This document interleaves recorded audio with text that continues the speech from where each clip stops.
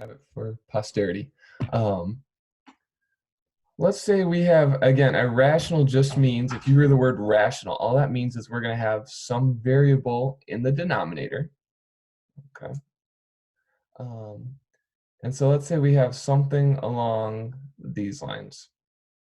Okay. Now in this example, this one's pretty straightforward because they both have the same denominator. That's going to be our goal in every problem. When we add or subtract, we want the denominators to look the same. Okay. So when we go ahead and add these together, since they have a common denominator, we can leave it as x minus 5. And then we're just going to add the numerators. 4x minus 3 plus 8. Or if we want to combine some like terms, 4x plus 5 over x minus 5. Again, we had to get a common denominator. And once you do that, you can just add the numerators. Okay. Um, so that's kind of how we started on Friday, just to kind of get us going. Um, questions or concerns on anything with that? No, we feel pretty good. Okay, hopefully we feel pretty good about that. That should be that's kind of our baseline level. Let's kick it up one notch here, and I'll change colors for us too, just so we can see that. Let's say we have 8 over 12x squared. All right, and now we're going to add x over x squared plus x. Okay, so this is going to be our problem. The first thing we always want to do, if we can, just like when we did with multiplication and division, your first step is always going to be, if there's anything that you can factor, go ahead and do so. Okay. So if you look at this, the only thing that's really factorable is this denominator. So what do these two terms have in common? Well, they have an x in common. Okay. So if you take an x out of x squared, you're left with x. And then you have a plus 1. Actually, hang on, I'm going to give us a little more space here. Okay, so in our denominator, we said it was x times x plus 1. Okay, and we have an x on top. X over 12x squared. Okay, the second thing, if possible, and that's sometimes it'll happen, sometimes it won't, if there's any common factors, so if we can, I'll use that word cancel out, or if we can divide out any common factors, okay, let's go ahead and do so. So in this case, we have an x on top and an x on bottom. We can cross those out, they divide out. And then I'm going to simplify 8 over 12. I'm going to divide both of them by 4 to get 2 over 3. Okay, because those are both even and they actually both have factors of 4. So what we're really left with is 2 over 3x squared, all right, plus 1 over x plus 1. All right, so those are kind of our first two steps. Our third step, all right, I'm going to use this word and I'll explain what it means in a second. We want to find the least common denominator in our denominator. So we want to find the least common denominator. And what that means is, all right, we're going to look at just this first, we're going to look at this term right here. In the denominator, well, it doesn't look like our denominator over here. So we're going to multiply by x plus 1 over x plus 1. Okay, this was kind of our big idea on Friday. In the second term, over here in our second term, well, it's missing 3x squared. So we're going to multiply again by that convenient form of 1, 3x squared over 3x squared. We're going to multiply this guy here. Okay. Now, if you look at them, they have a common denominator. They both have x plus 1, the quantity x plus 1 times 3x squared in both of their denominators. You have to have a common denominator before you can start to put numerators together. So if we leave our denominator, I'm just going to leave it as x plus 1. I think it was Eliza asked on Friday, should we distribute that? Generally, I'm going to say wait till the very end. Okay. Some of you might be tempted, hey, I'm just going to distribute this. You can. I like to wait till the end to see if there's something that maybe there's some factors that will divide out. Okay. On top, we have 2 times x plus 1, or 2x plus 2. And at the bottom, we have 1 times 3x squared. Okay. We have 3x squared there. Okay. All right. From here, we could try and see, hey, are there any factors? We could try to factor the numerator. Factors of 6. Again, so I'll just rewrite this for us for a second. And just in, so what I'm saying is we could look at our numerator like this, okay? And we can see, does this numerator factor? So again, we'd have to find factors of a times c, or 2 times 3, or 6, that equals 6, that add up to b.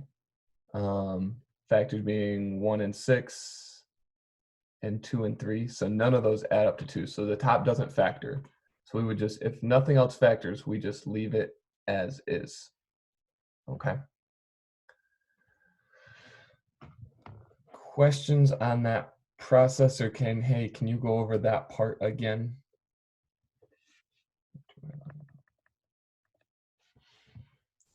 Okay. So if you get anything from this, if you just want to jot this down, if you're somebody that likes, hey, I want a very formulaic way to do it, first thing you do, if there's anything you can factor, go ahead and do so. Okay. So that was kind of our step 1. Step 2 was we noticed, hey, both in the numerator and the denominator there was an x, so we divided out, or we canceled out, some common factors. We got rid of those. And then finally, we had to find a least common denominator, okay? And so that involved multiplying by anything that was missing from the other denominator. So in this example over here, we multiplied by 3x squared. Over here, we multiplied by x plus 1, basically the opposite term's denominator. Okay? We feel okay on that? I don't know. There's some feedback from you guys. Thoughts, comments? This makes a ton of sense. Everyone's giving me a thumbs up. Okay. Other thoughts? Anything? All right, we'll tell you what we're gonna do. I'm gonna kind of split you guys up into a couple of groups, all right, and give you guys a chance to try some of this on your own. If you've had me before, you know I'm big on, hey, it's great if you can listen and nod along, say, yeah, I know how to do it, but I want, at the end of the day, I want you to be able to do it, okay? So go ahead and jot this down. I will have it for you guys as well, but we're gonna try and add, actually this is a subtraction problem, all right? These two rational expressions. Okay, so on top we have 5x minus 1, and the denominator is x squared minus 3x plus 2. And then over here we have these guys. I will leave this up for a minute. Okay, negative 2x minus 1 over 2x minus 4. Okay, yeah, go ahead and take a minute, go ahead and get that jotted down. Biggest struggle I found, or that you guys kind of told me it seemed like, was how do we know what to do once we factored it? So a lot of you guys got to the point where you said, all right, I have 2 times x minus 2, and I factored the denominator into x minus 2 times x minus 1. But once we do that, we have to look at, all right, what is missing? Because our goal is to get a common denominator, okay? So that's why we multiplied by the 2 over 2 and the x minus 1 over x minus 1, okay? Because that's what each piece was missing there. I don't know, that's about, if you can do something like this, this is about as hard as it's gonna get. I'm just being honest with you guys. I just want a little bit of feedback or a comment from you guys, comments from you guys. What made sense? What's still kind of unclear or muddy or murky?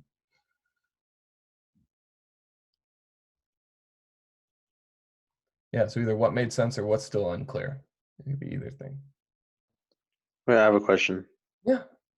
So on the bottom, Mhm. I got 2 times x minus 1 and x minus 2. Yeah, Are we supposed to FOIL that? Or no. you could. All right, you could generally, like I said, I would leave it alone because if there's something in the numerator, let's say, so I didn't FOIL this out, but we're gonna subtract negative 2x squared. Okay, you could do all this. I think this would be minus 3x and plus 1. Okay. You might combine all your like terms right here. And so this is a great question. If you combine all your like terms here and then you're able to factor one more time, there might be a common factor in the numerator and denominator. And so you could divide those out. Okay. Great question. So that's why I kind of wait. I really wait until the end. Okay. Hmm. Because if you, Diego, if you FOIL these, all right, into what is it, x squared minus 3x plus 2, you might not see that, oh, there might be an x minus 1 in the top and the numerator and the denominator that you could divide out. Oh, okay. That's why I wait. Great question, though. Great question.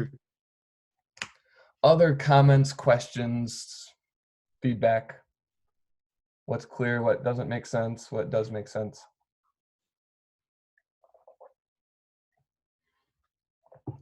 Okay. Well, hey, it is noon, so I'm gonna get you guys out of here. But I have office hours tomorrow at 10. If you're struggling with this, I highly, highly encourage you to just, and it might be you're there for 4 minutes. Okay. But if you have a quick question and maybe you even say, hey, here's Mr. Jones, here's my screen, here's what I've done so far, I'll take a look at it and say, oh, that looks really good. Okay, just make sure you're keeping track of your signs or make sure that you're factoring and finding common denominators. Okay. Sound good? All right. Well, I will see you guys either tomorrow in office hours or on Wednesday.